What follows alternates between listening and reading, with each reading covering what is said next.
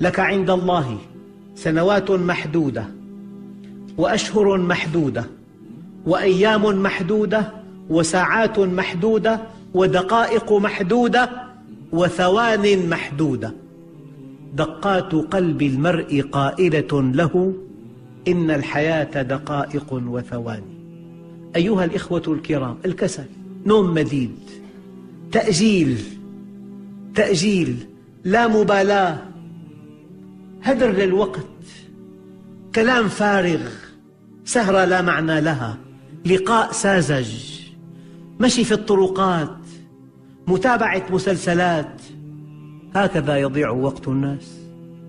يفاجؤون بعلة في أجسامهم تتفاقم هذه العلة ثم النعوة على جدران بيوتهم. ماذا قدمت يا عبد؟ إلى متى أنت باللذات مشغول وأنت عن كل ما قدمت مسؤول؟ تعصي الإله وأنت تظهر حبه، ذاك لعمري في المقال شنيع. لو كان حبك صادقا لأطعته، إن المحب لمن يحب يطيع. لو نظمت وقتك، ضع برنامج للقاءاتك، لمطالعتك، لحضور دروس العلم، للدعوة إلى الله، لكسب المال، للجلوس مع الأهل. لا بد من برنامج، لا بد من تنظيم. الوقت لا ينتظر أحدا، الوقت يمضي، ما مضى فات، والمؤمل غيب، ولك الساعة التي أنت فيها. لا تملك إلا هذه الساعة، ما مضى فات، والمؤمل لا تملكه. كم من شاب مات قبل ما يتوقع، كم؟ عشرات. الوقت ثمين جدا. أنت بضعة أيام، كلما انقضى يوم انقضى بضع منك. أيها الإخوة الكرام، أول سبب هو الكسل، والكسل من نتائجه الفقر، وهذا الفقر مذموم. هذا فقر الكسل. لا تقل لي أنا صابر، هذا صبر الحمقى. في كسل، عندك مهمات، عندك أولاد، عندك زوجة، عندك متطلبات. حينما تنظم وقتك وتسأل الله الرزق الحلال وتخرج من بيتك في وقت مبكر، الله عز وجل يتولى أن يرزقك رزقا حلالا طيبا. الكسل من صفات الشعوب المتخلفة. الكسل، كسل، جلوس، استلقاء، كلام فارغ. المؤمن وقته ثمين. دعي النبي عليه الصلاة والسلام للعب وكان طفلا صغيرا، فقال في سن مبكرة: أنا لم أخلق لهذا. هناك ألعاب تستهلك وقتا كثيرا. معظم الناس يلعبون الشدة والنرد، وهالألعاب هي للساعة 2 ل3 قاعدين يلعبون، يعني شيء لا يصدق. هؤلاء أشقى الناس. يا أيها الإخوة الكرام، هناك سبب كبير جدا لضياع الوقت، إنه عدم وجود هدف لك في الحياة. ما له هدف؟ هدفه أن يعيش، أن يأكل أكل، أن ينام، أن يجلس مع زوجته جلس معها، أن يجلس مع أولاده جلس. ما في هدف. لا يعلم لماذا هو في الدنيا. يقول لك يعني هذا قدرنا، جئت من أين ولكني أتيت، فرأيت قدامي طريقا فمشيت. كيف جئت؟ كيف أبصرت طريقي؟ لست أدري. قال: ولماذا لست أدري؟ هذا إنسان سخيف، إنسان يعيش على هامش الحياة، إنسان لا يستطيع أن يفعل شيئا. الذي لا يعرف لماذا هو في الدنيا. وما خلقت الجن والإنس إلا ليعبدون، إلا من رحم ربك ولذلك خلقهم. خلقك ليرحمك. اسأله موجبات الرحمة. تب إلى الله من ذنوبك، أدي الصلوات الخمس، اقرأ القرآن، ابتهل إلى الله، اجلس مجلس العلم، صاحب المؤمنين. عدم وجود هدف هو أحد أكبر أسباب ضياع الوقت. الآن قد يقول لك قائل، وقد يقول لك طالب علم: أنا أعرف لماذا خلقت. أنا خلقت لمعرفة الله ولطاعته وللجنة. طيب، هل عندك خطة تفصيلية لهذا الهدف؟ العلماء قالوا الأهداف من دون خطط أحلام وأمنيات، والله جل جلاله لا يتعامل معنا بالأماني، ليس بأمانيكم ولا أماني أهل الكتاب، من يعمل سوءا يجزى به أبدا. كل واحد منا يتمنى أن يكون مؤمنا كبيرا وتاجرا ناجحا وموظفا مهما وزوجا سعيدا، كل واحد. التمنيات بضاعة الحمقى، ومن أراد الآخرة وسعى لها سعيها، في حركة، ومن أراد الآخرة وسعى لها سعيها. والذين آمنوا ولم يهاجروا ما لكم من ولايتهم من شيء حتى يهاجروا. لا بد من أن تتحرك، ما إن تستقر حقيقة الإيمان في قلب المؤمن حتى تعبر عن ذاتها بحركة نحو الخلق. الوضع السكوني، تأجيل، إرجاء، مواعيد غير صحيحة، قابع في البيت، يستلقي، ينام، يتابع ما على الشاشة، ليس هذا من صفات الذي عرف الله ولا الذي عرف سر وجوده وغاية وجوده. لا بد من خطة، لا بد من وقت تتعرف فيه إلى الله، لا بد من وقت تقرأ كلامه، لا بد من وقت تعمل فيه عملا صالحا، لا بد من وقت تطلب فيه العلم، لا بد من وقت تجلس فيه مع أهلك وأولادك، لا بد من وقت تكسب فيه المال، لا بد من تنظيم الأوقات. أيها الإخوة الكرام، وأحد أسباب ضياع الوقت سوء التنظيم. هناك إنسان مركزي يفعل كل شيء بنفسه ولا يثق بأحد، هذا ما حاله؟ يستهلك وقتا كبيرا جدا لإنجاز قليل جدا. هذا العمل قد يقوم به ابنك، دعه له، قد تقوم به زوجتك، دعه لها.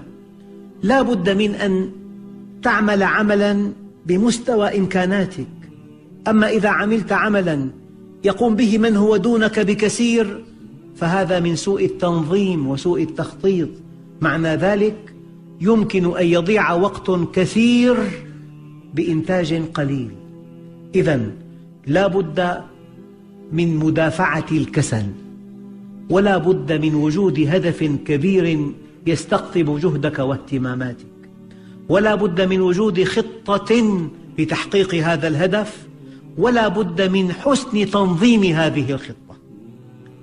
وشيء آخر يضيع الوقت ليس من قبلك، من قبل الآخرين. هذا الذي يعيش حالة الملل فيأتي لزيارتك من دون موعد، ما عنده شيء، ما عنده ما يقول إطلاقا، لكن يريد أن يمضي الوقت معك وينسى أنك على موعد أو على إنجاز مهمة وعلى إنجاز عمل. فلا بد من أن ننتبه أنني إذا كنت فارغا، إذا كنت بحالة ملل وسأم، لا ينبغي أن أضيع أوقات الآخرين الذين عليهم مهمات ينبغي أن ينجزوها. فتطفل الآخرين أيضا من أسباب ضياع الوقت. مكالمة أحيانا ساعة، هذا الهاتف معطل ساعة والكلام فارغ، ما في شيء أبدا، حوادث يومية تافهة تذكر في هذه المكالمة، فأنت مضطر إلى أن تتصل به. مكالمة طويلة، كلام فارغ. هذه حالة بعض المسلمين. يا أيها الإخوة الكرام، أسباب ضياع الوقت الكسل، وعدم وجود هدف كبير، وعدم وجود خطة لهذا الهدف، وسوء التنظيم، وتطفل الآخرين. هذا مما يضيع الوقت. الآن من زاوية إيمانية، أنت حينما تزكي على وقتك، كيف أنك تزكي مالك؟ كيف أنك تنفق بعضا من مالك؟ والرد الإلهي: يحفظ الله لك بقية مالك. أنت إذا أنفقت بعض وقتك فيما أمرت يحفظ الله لك بقية وقتك. إذا أديت الصلوات فأنت تزكي وقتك، إن أديت العبادات فأنت تزكي وقتك، إن عملت عملا صالحا في وقت ثمين يبارك الله لك في بقية وقتك، يحفظ الله لك بقية وقتك. يعني الله عز وجل قادر أن يتلف لك وقتا طويلا بلا سبب. الإنسان إذا ظن على ربه أن يؤدي العبادات وأن يعمل الصالحات وأن يتعلم القرآن، إذا ظن على ربه أن يستهلك وقته فيما خلق له، أدبه الله عز وجل بأن يتلف له وقتا مديدا بلا فائدة. ترتفع حرارة الإبل، يقول لك الطبيب خطأ التهاب سحايا، من مخبر إلى مخبر، ومن طبيب إلى طبيب، ومن تصوير إلى تصوير، وساعة مرنان وساعة إيكو وساعة، ثم يزول هذا المرض وقد دفعت 10,000 ليرة ومضى من وقتك مدة طويلة جدا، والنتيجة عاد ابنك كما كان.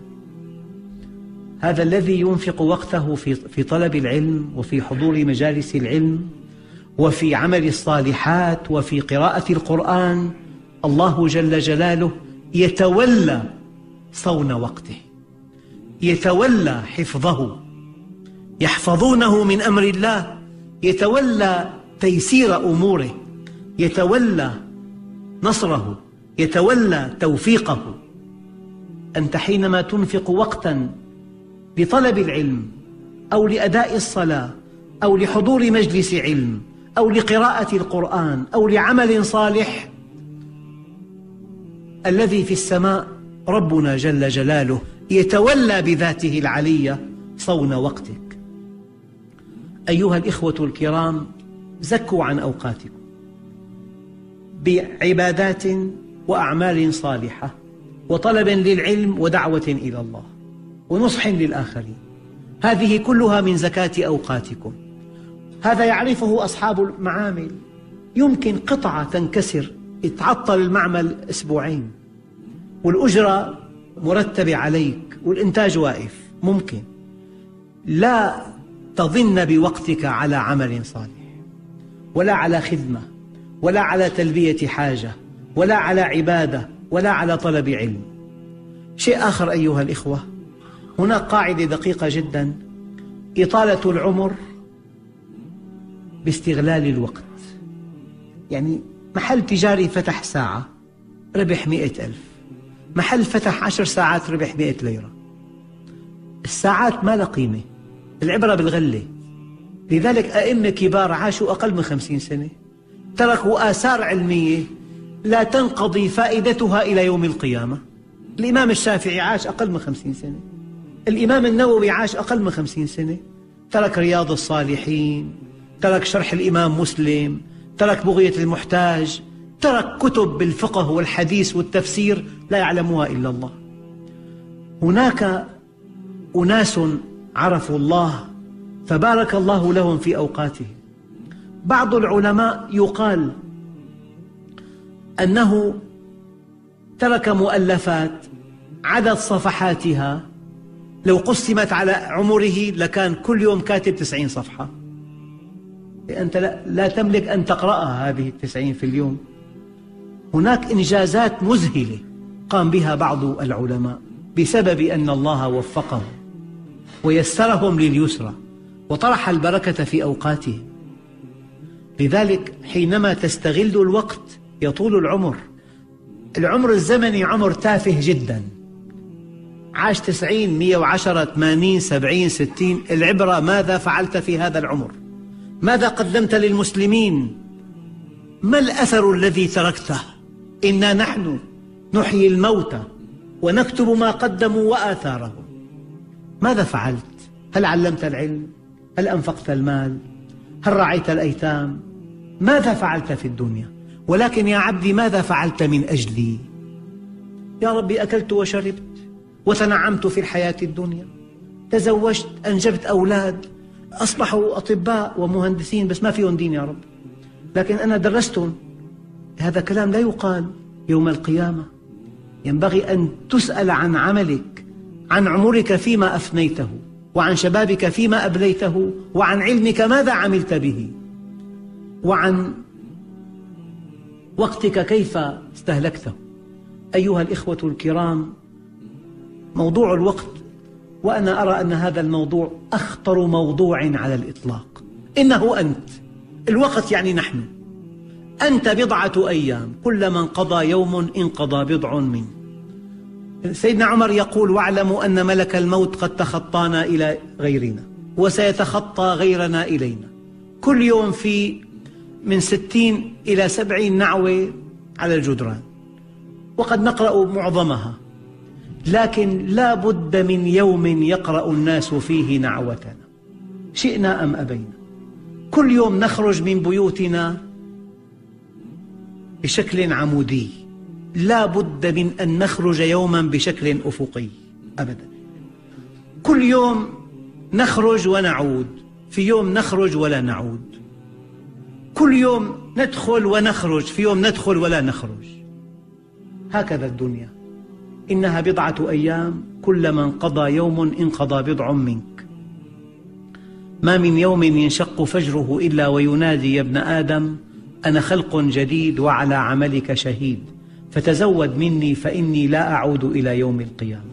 أيها الإخوة الأعزاء، أيتها الأخوات العزيزات، يؤكد بعض العلماء منذ زمن قديم أن الوقت يمر بسرعة محددة وثابتة، فكل ثانية أو دقيقة وكل ساعة تشبه الأخرى، وأن الوقت يسير إلى الأمام بشكل متتابع، وأنه يتحرك بنظام معين محكم لا يمكن إيقافه أو تغييره أو زيادته أو إعادة تنظيمه، وبهذا يمضي الوقت بانتظام نحو الأمام دون أي تأخير أو تقديم، ولا يمكن بأي حال من الأحوال إيقافه أو تراكمه أو إلغاؤه أو تبديله أو إحلاله.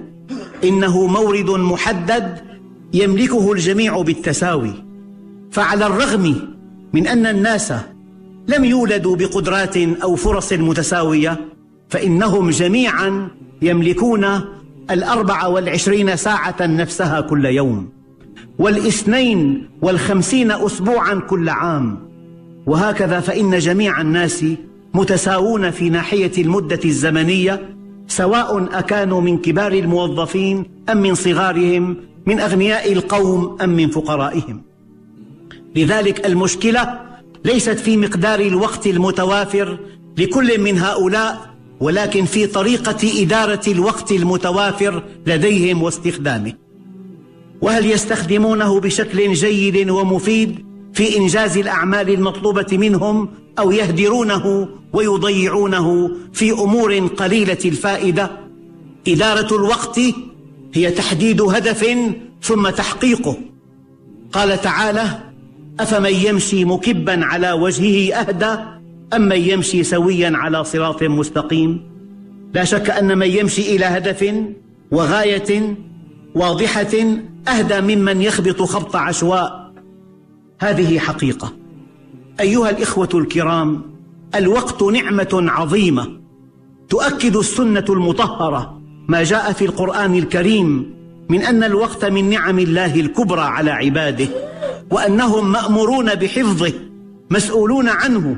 فعن ابن عباس رضي الله عنهما قال عليه الصلاة والسلام: نعمتان مغبون فيهما كثير من الناس، الصحة والفراغ. ومعنى قوله كثير من الناس أي أن الذي يوفق لذلك قليل، فقد يكون الإنسان صحيحا ولا يكون متفرغا لشغله بالمعاش، وقد يكون مستغنيا ولا يكون صحيحا. فإذا اجتمعا الصحة والفراغ فغلب على الإنسان الكسل عن الطاعة فهو المغبون. والمغبون أن تشتري بأضعاف الثمن وأن تبيع بأقل من الثمن. أيها الإخوة الكرام، الوقت مسؤولية كبرى، فقد قال عليه الصلاة والسلام: لا تزول قدما عبد يوم القيامة حتى يسأل عن 4: عن عمره فيما أفناه، وعن شبابه فيما أبلاه، وعن ماله من أين اكتسبه وفيما أنفقه، وعن علمه ماذا عمل به.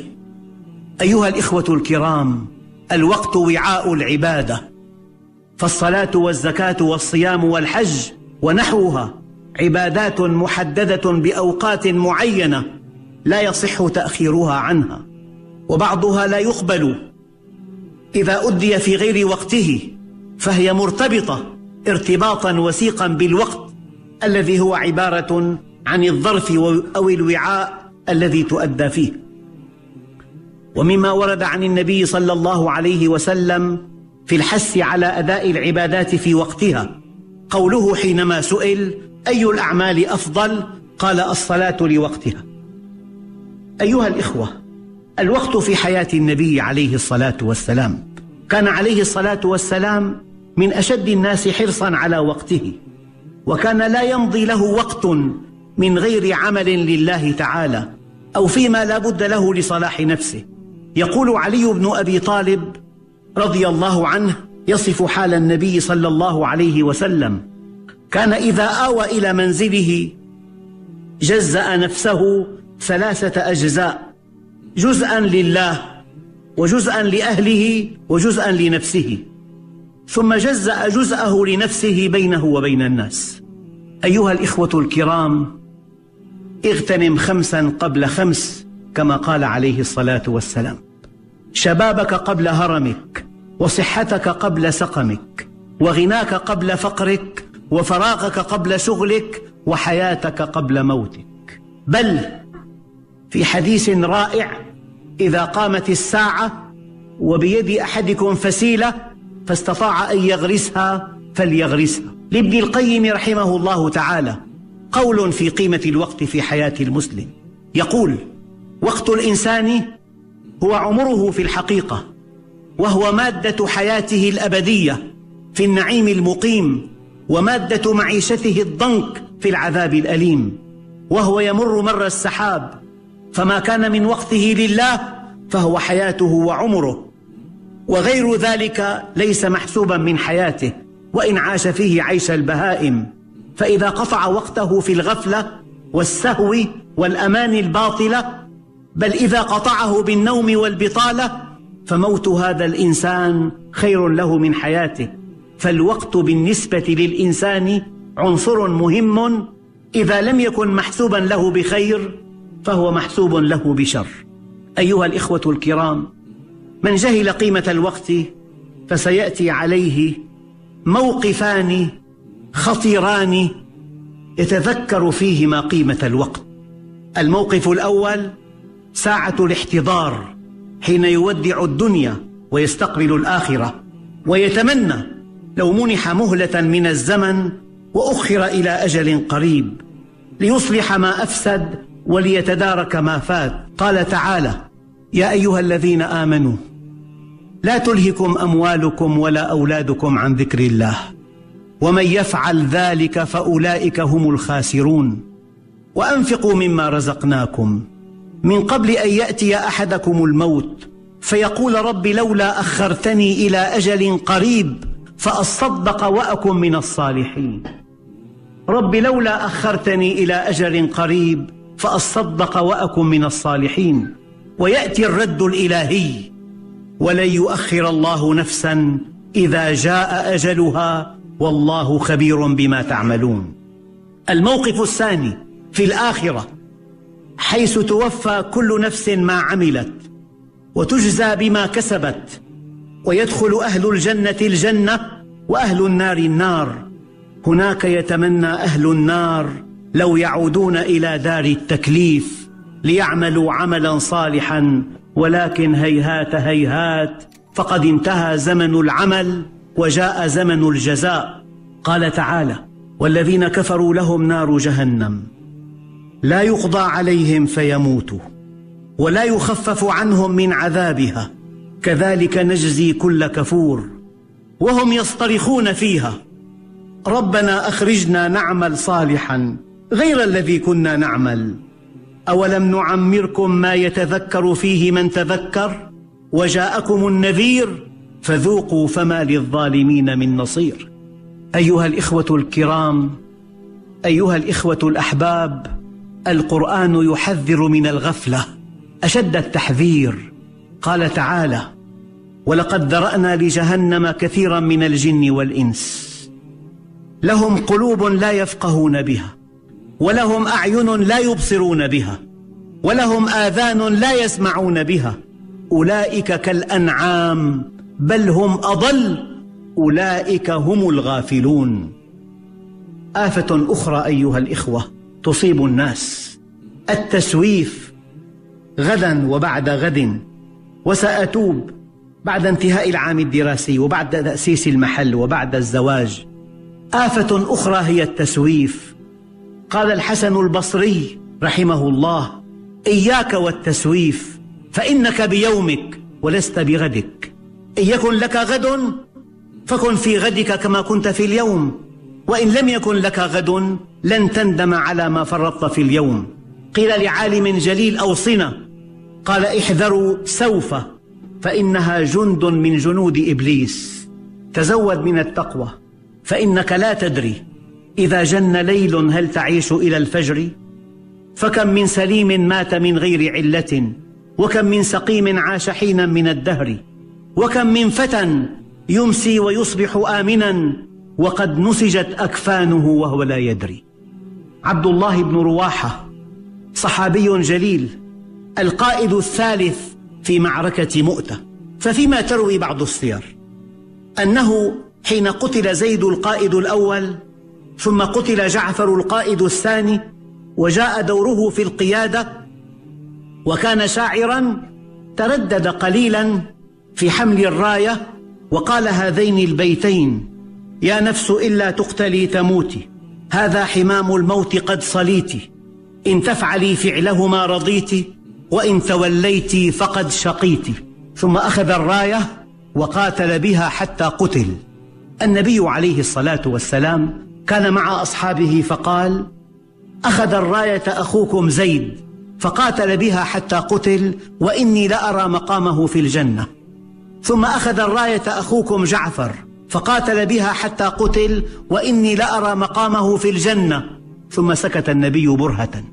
عندها قلق الصحابة على أخيهم عبد الله، فقالوا: يا رسول الله، ما فعل عبد الله؟ صمت النبي صمتا يوازي تردده، ثم قال: ثم أخذ الراية أخوكم عبد الله فقاتل بها حتى قتل، وإني لأرى في مقامه إزورارا عن صاحبيه. قرأت البيتين وعددت الزمن، فالزمن 10 ثواني فقط. أرأيتم أيها الإخوة إلى هذا التردد الذي لا يزيد عن 10 ثوان كيف أنه هبط بمنزلة صاحبه في الجنة مع أنه بذل حياته في سبيل الله؟ إن هذه القصة إن صحت تؤكد قيمة الوقت في حياة المسلم.